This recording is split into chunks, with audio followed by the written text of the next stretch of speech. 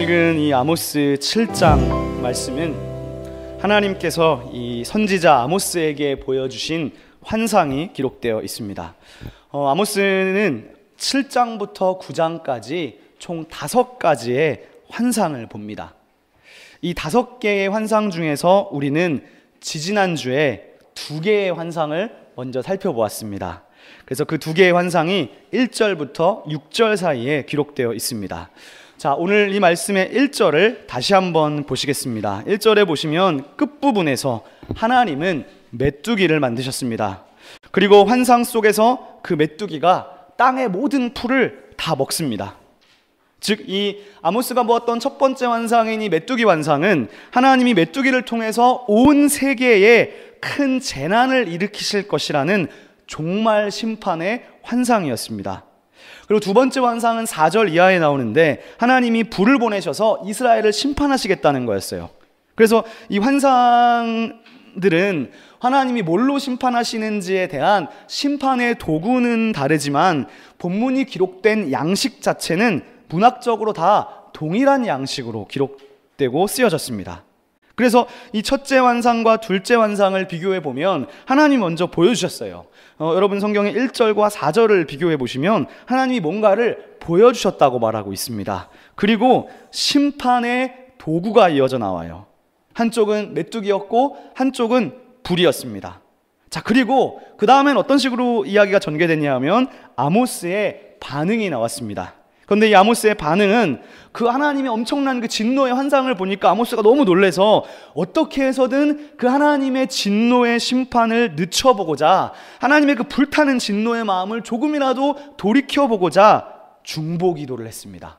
중재하는 기도를 했어요. 그것이 첫째 환상과 두 번째 환상의 특징이었어요. 그리고 아모스의 그 중보기도를 들으신 하나님의 반응은 어떠하냐, 3절 말씀을 보시면 제가 읽어보겠습니다. 여호와께서 이에 대하여 뜻을 돌이키셨으므로 이것이 이루어지지 아니하리라. 즉, 하나님은 아모스의 기도에 당신의 뜻을 돌이키셨다는 것입니다. 그래서 지지난주에도 나누었지만 저는 이 말씀을 보면서 아모스의 기도가 능력이 있구나, 기도를 어떻게 하길래 하나님의 뜻을 바꿀 수 있는가, 그런 생각이 들 정도로 이 아모스의 기도가 참 대단하다는 생각이 들었어요. 그런데 이 아모스가 어떻게 기도했습니까? 딱 한마디였죠. 아모스의 기도는 다른 말, 긴 말이 아니라 한마디였습니다. 참으로 야곱이 작습니다. 그러니까 다른 말이 아니라 하나님, 이스라엘 백성 야곱은 너무나 작고 미약합니다. 그래서 하나님의 심판을 받으면 일어설 수 없을 것입니다. 그러니 멈춰 주십시오 라고 기도한 거예요. 즉, 하나님은 다른 막 수많은 말들이 아니라 이 야곱이 작고 야곱이 약하다는 그 말씀에 뜻을 돌이키셨습니다. 그러니까 이를 통해서 우리는 하나님이 약하고 작다는 그 말에 얼마나 마음을 쓰고 계시는지를 알 수 있습니다. 그러므로 하나님의 마음을 움직이는 기도의 특징은 저는 언제나 느끼지만, 주님, 저는 작습니다. 저는 미약한 존재입니다. 저는 연약한 사람입니다 라고 기도하는 것이죠. 이것이야말로 하나님의 마음을 움직이는 단초가 되는 기도라고 할 수 있습니다. 자, 그런데 오늘 우리가 이제 살펴볼 이 세 번째 아모스가 본 환상을 보면 앞에 두 환상과는 조금 양식이 다르다는 것을 알 수 있습니다. 자, 뭐가 다르냐 하면 이제 오늘 말씀의 7절부터 9절을 보시면요, 첫 번째 환상과 두 번째 환상에서 아모스는 모두 중보기도를 했는데 세 번째 환상에는 기도를 하지 않습니다. 중보를 하지 않아요. 7, 8, 9절을 읽어보시면. 그러므로 아모스의 중보기도가 없기 때문에 하나님께서 당신의 뜻을 돌이키셨다는 말도 안 나와요. 그래서 결국 본문이 어떻게 끝나느냐, 9절 말씀해 보시면 이삭의 산당이 황폐될 것이고 이스라엘의 성소들이 파괴될 것이라. 결국 심판 선고로 환상이 끝나고 있는 거예요. 저는 여기서 질문이 들었습니다. 첫째 환상과 둘째 환상에서 아모스는 주님, 야곱은 미약합니다라고 하면서 중보기도를 했고 그 중보기도 때문에 하나님이 뜻을 돌이키셨는데 이 세 번째 환상에서는 왜 기도를 하지 않을까? 오늘 우리는 이 부분에 주목하면서 오늘 본문의 메시지가 무엇인지 함께 생각해 보도록 하겠습니다. 먼저 우리가 이 첫째, 둘째를 보면서 생각해 봐야 될 것이 있어요. 그것은 뭐냐 하면 하나님이 아모스가 기도해서 당신의 뜻을 돌이켰다고 했을 때, 그리고 그래서 재앙이 이루어지지 않았다고 했을 때, 여러분 이것이요, 이스라엘 백성들이 회개했기 때문이 아니라는 거예요. 그걸 알아야 돼요. 회개했기 때문에 하나님이 재앙을 내리지 않은 것이 아니라는 사실입니다. 그러니까 하나님께서 뜻을 돌이키셨던 것은 아모스의 중재 때문이었지 회개해서 된 것이 아니라는 거예요. 그렇게 생각하면 회개하지 않았기 때문에 사실은 용서해 주신 것도 아니라는 거예요. 즉 하나님이 지금 뜻을 돌이키셨다는 것은 너희 죄를 지금 사해 주셨다는 것이 아니라 중재자의 중재 때문에 그 심판이 유보되었던 것뿐입니다. 이것을 생각할 때 참 여러분, 우리가 살아가면서 우리는 때때로 하나님과 사람 앞에서 많은 죄들을 짓고 살아갑니다. 그런데 때로는 이런 마음도 들어요. 죄 지어도 별일 안 생기네 하면서 하나님의 심판이 나에게 바로 이루어지지 않는다고 해서 안심해서는 안 됩니다. 오히려 오늘 말씀을 우리가 적용해 보면 오늘 말씀이 보여주는 바와 같이 나는 지금 누군가의 중재와 누군가의 중보기도 때문에 살아있을 뿐이에요. 그리고 하나님이 어떻게 보면 단지 유보하고 계시는 것일 뿐이지 내가 회개하지도 않았는데 하나님이 나를 용서해 주신 것이라고 착각하면 안 되는 것입니다. 그러므로 이스라엘이 스스로가 회개하지 않는 이상 하나님의 심판은 불가피하다고 할 수 있습니다. 자, 그래서 이제 이 7절 말씀을 보시면요, 이제 이 세 번째 환상을 구체적으로 보겠습니다. 아모스는 지금 하나님이 세 번째 환상을 보여주시는데 하나님께서 담 곁에 서신 것을 봤어요. 그런데 손에 뭐를 쥐고 계셨느냐? 다림줄을 쥐고 계셨습니다. 자, 여러분이 갖고 계시는 이 한글 성경상으로는 지금 다림줄이라고 번역이 되어 있을 거예요. 그런데 실제로 이 다림줄이라고 번역된 이 히브리어 낱말은 아나크라는 말로 쓰여져 있습니다. 근데 이제 문제는 뭐냐 하면요, 이 아나크라는 낱말이 성경에서 딱 한 번밖에 안 나오는 말이라는 거예요. 이제 우리 시온의 교회에서 이제 얘기를 들으신 분이 조금 많이 느끼시겠지만, 여러분 성경에서요 한 번밖에, 특히 구약에서 한 번밖에 안 나오는 단어는 무슨 뜻인지 알기가 어렵습니다. 실제로 확실한 게 아닌 거예요. 그래서 이거를 보통 하팍스 레고메논이라고 부르는데, 그러니까 그 말은 한 번밖에 안 나온다는 것이고, 그래서 실제로 무슨 뜻인지 밝혀내기가 여간 어렵다는 말입니다. 그래서 이 성서학자들은 이 낱말의 정확한 의미 때문에 아주 오랜 시간 동안 논쟁을 벌여왔습니다. 한글 성경에서 이 다림줄이라는 번역을 선택한 것은요, 이 해석은 누구를 따른 것이냐 하면 중세시대의 유대인 랍비들의 해석을 따른 것입니다. 유대인 랍비 중에 12세기경에 이븐 에스라라는 사람이 있었어요. 그리고 킴히라는 랍비도 있었는데, 이런 유명한 랍비들은, 이분들은 이 아나크라는 낱말을 뭐라고 이해했냐면 납이라고 생각했어요. 그 이유는 그러니까 한글 성경은 여러분이 보시면 다림줄을 가지고 쌓은 담이라고 지금 했잖아요. 근데 이제 실제로 원문에는 이 아나크라는 말과, 이거 만약에 납이라고 생각한다면 아나크라는 말과 담이라는 말, 그러니까 벽이거든요, 벽. 이게 서로 연결되어 있어요. 그러니까 직역하면 사실 뜻이 어려운데 이런 거예요. 아나크의 벽의 옆에 서 계시다, 이렇게 뜻이 돼요. 그래서 이 다림줄을 가지고 쌓았다는 이 개역개정은 정말 많이 의역한 거예요. 그러니까 해석이 들어간 것이죠. 그러나 원문 자체는 아나크의 담이라고 되어 있습니다. 그래서 이 중세 시대의 랍비들은 이게 지금 벽, 담이라는 말과 관련돼 있잖아요. 그래서 여러분 이게 뭔지 아십니까? 이게 납입니다. 납. 예. 근데 이 납은 일종의 건축 도구인데, 그러니까 담을 쌓을 때, 뭐 건물을 지을 때 이 수직 수평을 유지하기 위해서 사용되는 납줄이라고 합니다. 근데 이 납줄은 담을 세울 때뿐만이 아니라 담이 튼튼한지 조사하고 헐어야 되는지를 결정할 때도 사용했다는 거예요. 그래서 이 아나크의 벽이라고 할 때 아나크를 랍비들은 납으로 이해하고 다림줄이라는 말로, 다림줄이죠. 다림줄이라는 말로 번역을 한 것입니다. 그래서 한글 성경은 이 부분을 다림줄을 가지고 쌓은 담이라는 말로 이제 일종의 해석을 한 것이죠. 그러나 직역하면 아나크의 벽이라고 되어 있기 때문에 실제로 의미가 아주 어렵다고 할 수 있어요. 두 번째 이 낱말에 대한 해석이 있는데 이것은 최근의 성서학자들의 해석입니다. 그러니까 중세학자들은 이거를 납으로 봤는데 최근의 성경학자들은 이 아나크라는 것을요 주석으로 이해하고 있어요. 이것을 주석으로 보는 이유는 이 히브리어의 친척 언어 중에 아카드어가 있는데 이 아카드어에 아나쿠라는 말이 있어요. 근데 이 아나쿠라는 이 친척 언어가 주석을 뜻하기 때문입니다. 이 주석은 제가 이제 좀 찾아봤어요. 네이버에 사전들을 찾아봤더니 인류가 광석에서 분리해낸 금속 중에서는 납 다음으로 가장 오래된 금속이라고 합니다. 그래서 인류는 구리와 주석을 합쳐서 합금해서 청동을 만들었는데 이 청동을 만들면서부터 이 석기 시대에서 청동기 시대로 넘어갈 수 있었다고 합니다. 그래서 이것을 주석으로 이루어진 무기로 생각해요. 그러니까 하나님이 이 주석의 무기로 담을 내리치시려는 그런 모습으로 환상을 해석하는 겁니다. 만약에 여러분 이 아나크가 납으로 만들어진 다림줄이라는 뜻이라면 여러분 이런 의미를 가질 수 있어요. 하나님이 지금 이 다림줄 납을 가지고 이 담을 측량하시는 거예요.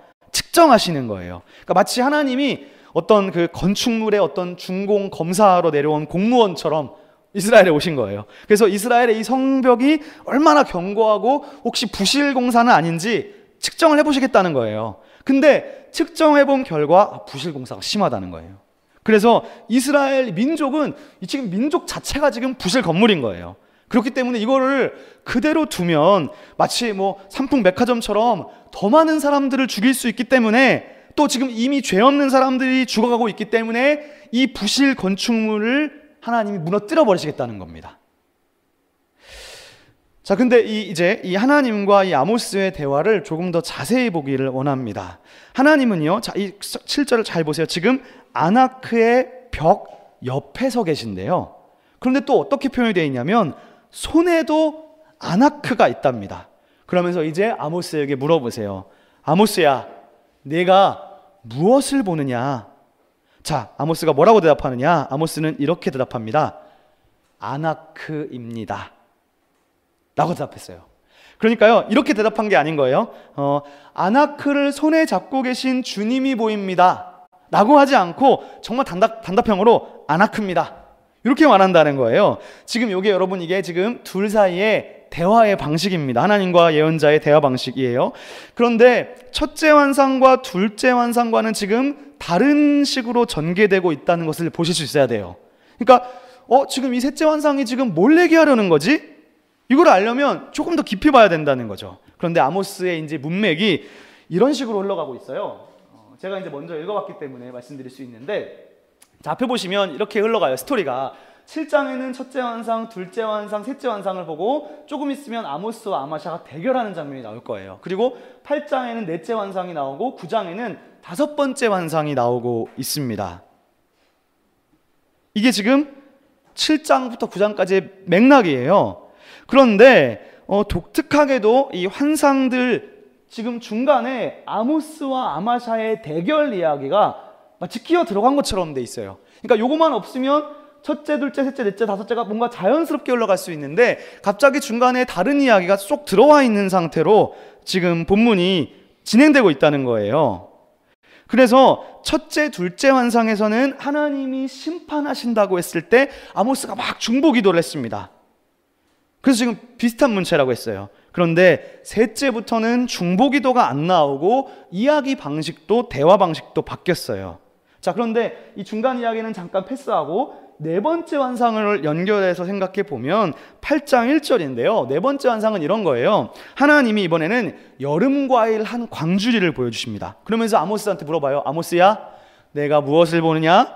했더니 8장 2절에서 물어보니까 지금 이 대화의 방식이 셋째, 넷째가 또 아주 비슷하다는 거예요. 즉 첫째랑 둘째가 비슷하게 말하고 셋째랑 넷째가 대화 방식이 유사하다는 거예요. 문학 양식이 비슷합니다. 그래서 네 번째 환상에서 아모스가 대답해요. 딱 한마디로 여름 과일한 광줄입니다 라고 하셨어요. 그랬더니 하나님 이번에 뭐라고 하시느냐? 8장 2절에 보니까 이렇게 얘기하세요. 내 백성의 끝이 이르렀다. 여기도 이상해요. 사실 갑자기 과일 바구니를 보여주셔가지고 과일 바구니 박습니다. 그랬더니 하나님이 이제 내 백성 끝장났어 라고 한다는 거예요. 이게 지금 무슨 의미냐는 거죠. 그래서 이 의미를 알려면 어쩔 수 없이 여기에 속해 있는 이 원문을 알아야 되는데 과일 한 광주리는요, 그러니까 원문상에서는 카이츠라고 해요. 근데 너네 끝장났어, 끝났어라고 할 때는 그 말이 캣즈예요. 그러니까 카이츠라는 말과 캣즈라는 말이 지금 언어 유희를 이루어서 하나님이 언어 유희를 사용하셔서 말씀하시는 거예요. 그래서 만약에 이거를 이 셋째랑 넷째가 지금 비슷하지 않습니까? 그래서 넷째에 지금 언어 유희가 사용된다는 것을 알았으니까 분명히 셋째 환상도 비슷한 방식으로 쓰였을 것이라고 유추할 수 있습니다. 특히 이 7장 7절부터 8절 짧은 두 구절 속에서 아나크라는 말이 4번이나 나오고 있기 때문에 뭔가 지금 이 아나크라는 말 속에 언어 유희 같은 비밀이 숨어 있다는 것을 생각할 수 있어요. 자, 그래서 이 네 번째 환상과 같이 세 번째 환상에도 언어 유희가 있다고 본다면 이 아나크라는 말과 아주 유사한 말이 있는데 똑같이 아나크입니다. 근데 발음은 같지만 화면에 보시는 것처럼 이 읽지는 못하셔도 이 뒤에가 지금 알파벳이 달라요. 그러니까 지금 알파벳은 다르지만 같은 그 발음이 나타나고 있는 거예요. 근데 이 두 번째 아나크는 탄식하다라는 뜻입니다. 그러니까 하나님이 아나크를 보여주셔서 이제 이스라엘은 앞으로 너네들 이제 탄식하게 될 거라는 거예요. 여러분, 언어유희라는 게 그런 거잖아요. 만약에 우리말로 제가 해보면 제가 이제 딱 즉흥적으로 생각했던 말인 거예요. 나 어제 배에서 배를 먹어서 배가 아파. 언어유희지 않습니까? 다 알아듣는 거잖아요. 예. 그러니까 마찬가지로 지금 이 성경에도 그런 게 있다는 거예요.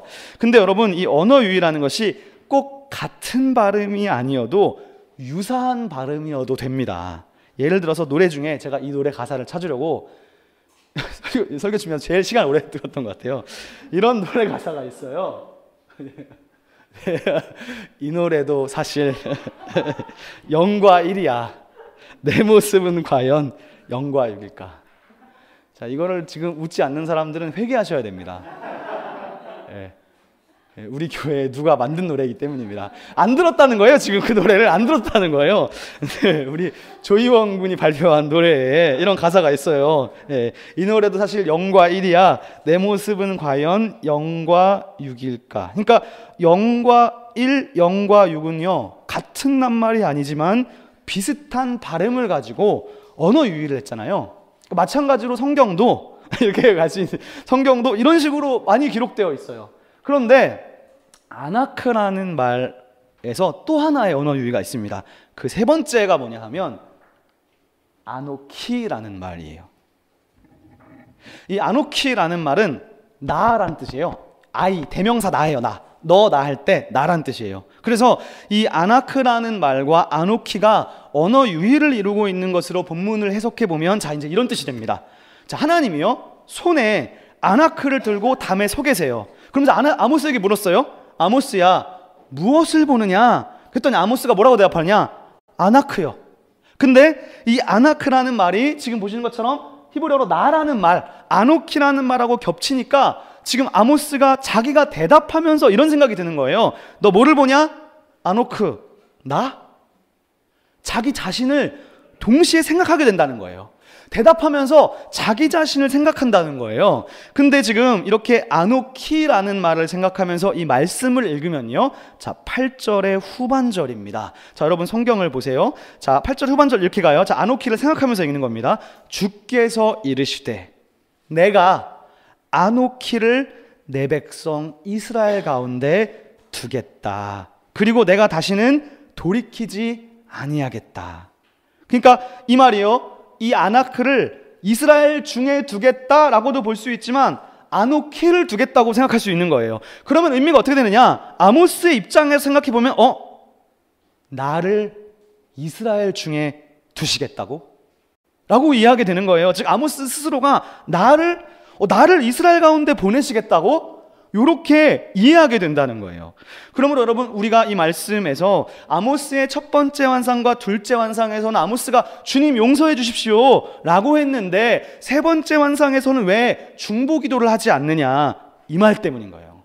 하나님이 나를 직접 보낸다고 하시니까 내가 직접 가서 이스라엘 족속 중에서 이 말씀을 전하면 내가 가서 진심으로 간절히 백성들에게 말씀을 전하고 이들이 혹시 내 말을 듣고 하나님께로 돌아오면 되는 거잖아요.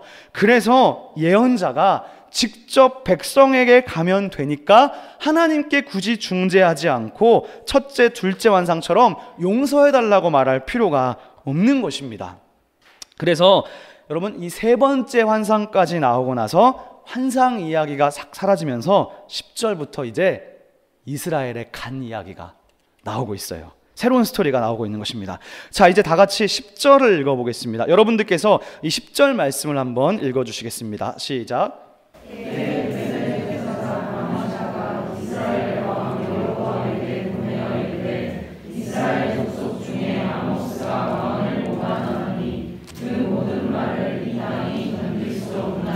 자, 지금 이 세 번째 환상의 마지막 구절인 이 9절에서 하나님 뭐라고 하셨냐면 이렇게 했어요. 여로보암의 집을 치겠다고 하셨습니다. 지금 여로보암은 현재 이스라엘의 왕이에요. 그리고 이어지는 10절은 9절과 연속되면서 제사장 아마샤라는 사람이 나옵니다. 그런데 이 제사장 아마샤가 왕한테 아모스가 하는 행동과 설교를 다 일러 바치는 거예요. 그러면서 이렇게 말해요. 자, 지금 여기 사실은 한글 성경 약간의 오해 소지가 있는데 한글 성경이 이렇게 되어 있어요. 이스라엘 족속 중에 아모스가, 그러니까 마치 지금 이게 아모스를 수식하는 말처럼 오해할 수 있어요. 그러나 여러분, 아모스는요 이스라엘 족속이 아니고요 유다 족속입니다. 그러니까 여기는 그렇게 번역하면 안 되고 이스라엘 족속 중에라는 말은 뭐냐 하면 이런 거예요. 이스라엘 족속 중간까지 왔다는 거예요. 이스라엘 족속 중심으로 들어왔다는 거예요. 이게 왜 중요하냐면 8절에서 하나님이 똑같이 얘기하셨거든요. 8절에서 내가 아노키를 내 백성 이스라엘의 중심에 두겠다고 했어요. 그러니까 원문으로는 8절과 10절이 똑같습니다. 그래서 10절에서 아모스는 이스라엘의 족속 중심으로 간 거예요. 그러니까 거의 강남역 중앙으로 들어온 거예요. 그러니까 여기 와가지고 뭐라고 외치느냐, 여로보암은 칼에 죽겠고 이스라엘은 포로로 끌려갈 것이다 라고 정말 도시의 중앙에 사람들 가장 많은 곳으로 와서 그런 말을 한 거예요. 한마디로 말하면 왕이 칼 맞아 죽을 거라는 거예요. 제가 이걸 한번 생각해 봤어요. 만약 제가 종로에 가서 사람들이 많은 데 가서 문재인 대통령 막 이렇게 될 것이다 라고 만약에 외친다면 어떻게 될까요? 저는 지금 정권은 모르겠지만 전 정권이었으면 내란 음모죄로 아마 잡혀가지 않았을까 그런 생각이 들어요. 그러니까 이 저작거리에서 온 동네방네 막 이런 말을 막 외치면서 다니는 거예요. 근데 그 와중에 그 말을 들었던 제사장 아마샤가 왕에게 이 소문을 보고한 겁니다. 근데 이 아모스의 말을 어떻게 보고했냐면 10절에 보니까 이렇게 보고해요. 모반했대요. 즉 아모스가 지금 내란 음모죄라는 거예요. 왕권에 대항해서 반란죄라는 거예요.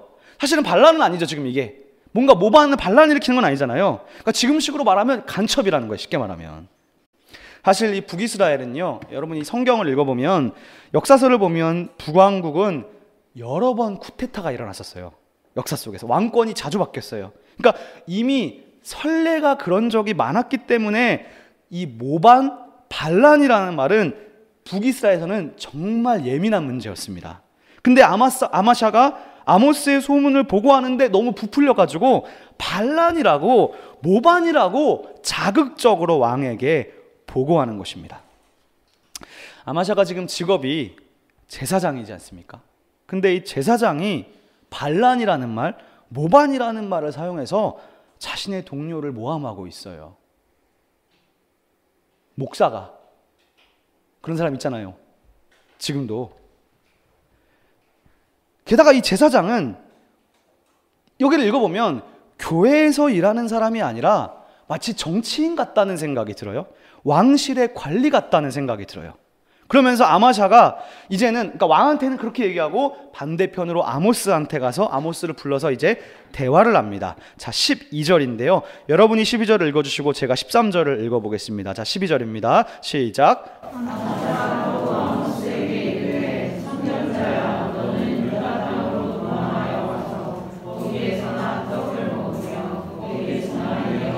다시는 베델에서 예언하지 말라. 이는 왕의 성소요 나라의 궁궐임이니라. 자, 이제 이 본문에서 가장 중요한 장면으로 왔습니다. 자, 이제 여러분에게 한번 질문을 해보고 싶어요. 여러분, 이 12절 13절을 읽어볼 때에 이 아마샤의 말이 현재 아모스에게 호의적으로 말하는 것 같습니까? 아니면 불호의적으로 말하는 것 같으십니까?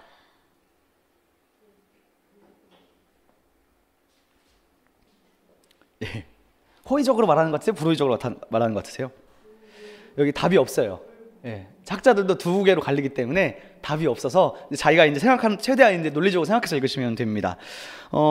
특히 원문으로 보면 이 말이 호의적으로 하는지 불호의적으로 하는지가 사실 명확하지 않아요. 그런데 지금 한글 성경의 번역의 뉘앙스는 한글 성경만 보면 약간 조롱하듯이 불호의적으로 말한 것 같다는 생각이 들어요. 그러나 실제로는 많은 성경학자들은 여기에서 아마샤가 아모스에게 우호적인 뉘앙스도 있는 것으로 봅니다. 둘 다 이제 뭐 정확한 건 쉽지 않은 것 같아요. 저는 우호적이라고 생각하고 읽어보겠습니다. 아마샤가 지금 왕한테는 아모스가 모반했다고 일러바치면서 한편으로는 아모스한테 뭐라고 말하면 이렇게 말하는 거예요. 지금 제사장과 예언자가 비슷한 직업군이잖아요. 다 하나님을 위해 일하는 사람들입니다. 겉으로나마. 그래서 아마샤가 아모스를 불러가지고 좋게 이야기하는 거예요. 자, 12절을 제 방식대로 다시 한번 읽어볼게요. 자, 여러분들은 눈으로 성경을 보시고 귀로는 제 번역을 들어보십시오. 자, 12절입니다. 선견자여, 너 여기서 이러고 있으면 죽어. 나는 왕한테 이를 수밖에 없는 입장이야. 그러니까 얼른 도망가. 니네 나라로 가. 괜히 여기서 고생하지 말고 내가 한 5천만 원 정도 챙겨줄 테니까 이거 받고 떡 사 먹고 니네 나라 가서 해. 그리고 여긴 오지 마. 이렇게 지금 말하는 거예요. 여러분, 영화 같은 데서 많이 보는 장면 아닙니까? 너 적당히 하라는 거예요. 지금 네 말이 너무 자극적이다. 적당해. 그리고 왜 여기서 있어? 니네 구역도 아니면서 여기 우리 구역이니까 니네 구역 가서 해. 여기서 괜히 고생하지 말고 라고 달래듯이 말하고 있는 거예요. 자, 그랬더니 아모스가 뭐라고 대답하느냐? 14절입니다. 아모스가 아마샤에게 대답하여 이르되 아마샤여, 나는 원래 예언자가 아닙니다. 나는 원래 신학생도 아니었습니다. 나 원래 평신도였다는 거예요. 나는 원래 직업이 목자였고 뽕나무를 재배하는 평신도였는데 나는 그냥 성도로서 그냥 내 하나님 백성으로 일하고 있는데 어느 날 하나님이 나를 부르셔서 말씀하셨다는 거예요.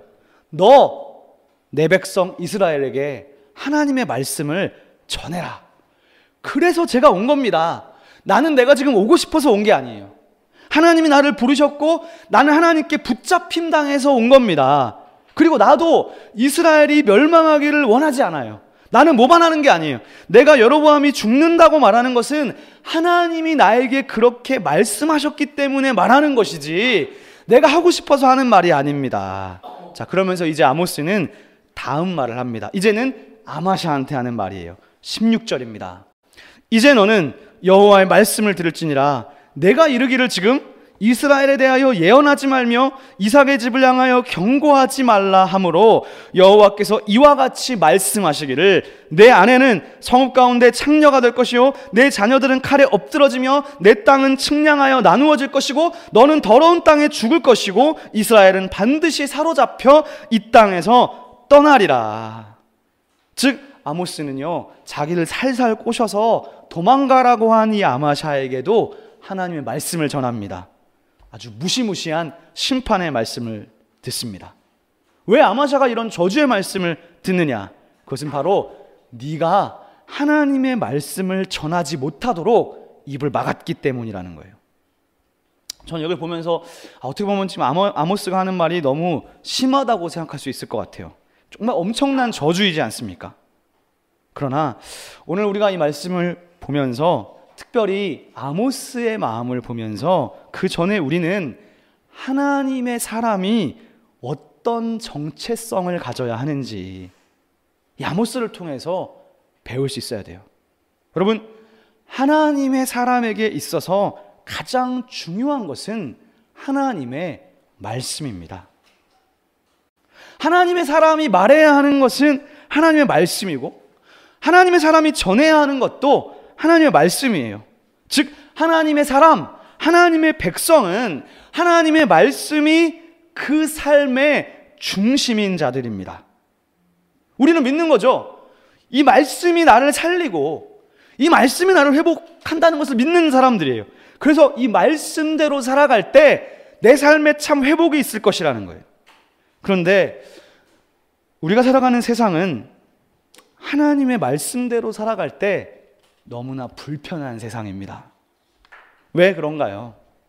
하나님의 말씀 속에 담겨 있는 세계관과 이 세상이 갖고 있는 세계관은 완전히 반대이기 때문인 것이죠. 그러므로 우리가 사실 내가 편하게 교회 다니면서 말씀도 배우지 않고 말씀을 읽지 않고 아무것도 모른 채로 교회 다닐 수 있어요. 종교 생활도 그저 동아리처럼 할 수 있어요. 그리고 그런 사람들에게 하나님은 사실 불교의 뭐나 옥황상제나 샤머니즘과 사실 다를 게 없습니다. 그렇게 생각하면. 왜냐하면 그 세상의 모든 다른 종교의 신들은 오직 내 번영을 위해 존재하는 그런 신이기 때문인 것이죠.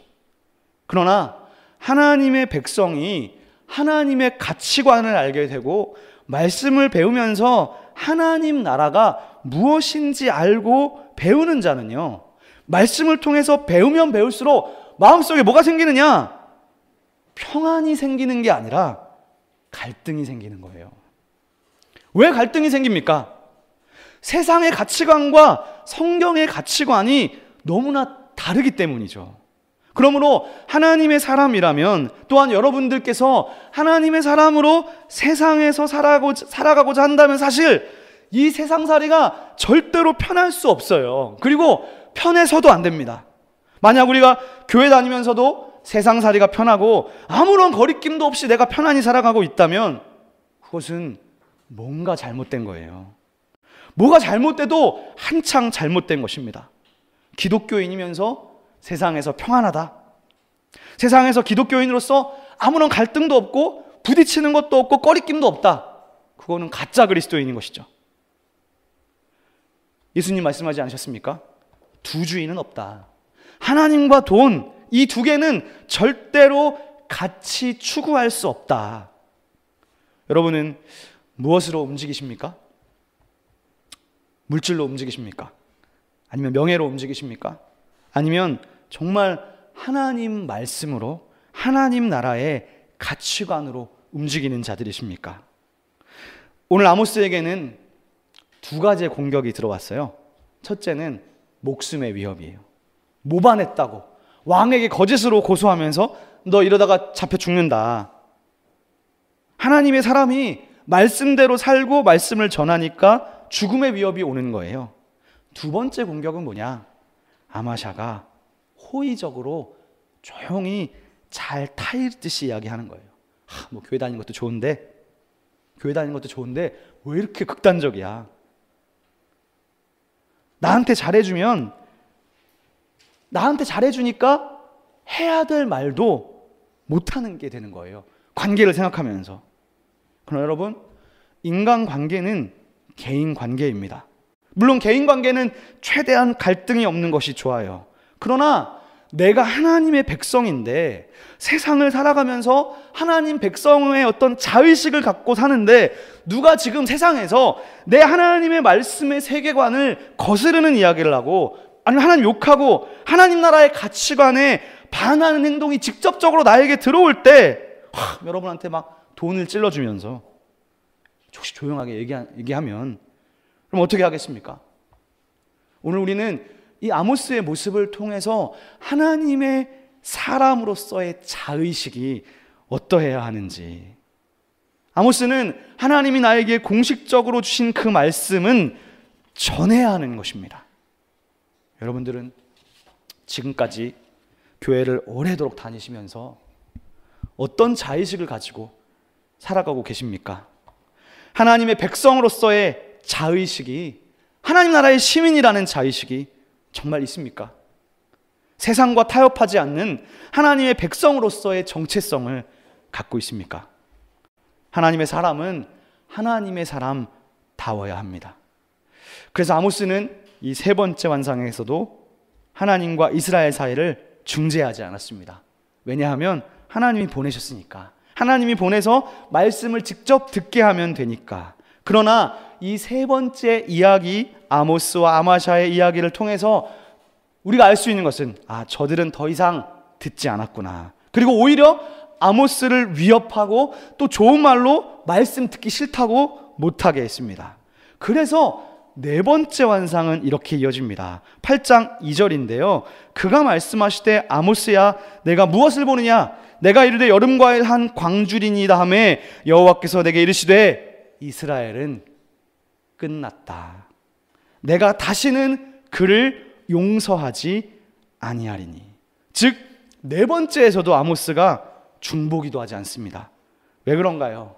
이제는 하나님이 뜻을 완전히 정하셨기 때문이라는 거예요. 끝났다는 거예요. 아모스도 할 만큼 했어요.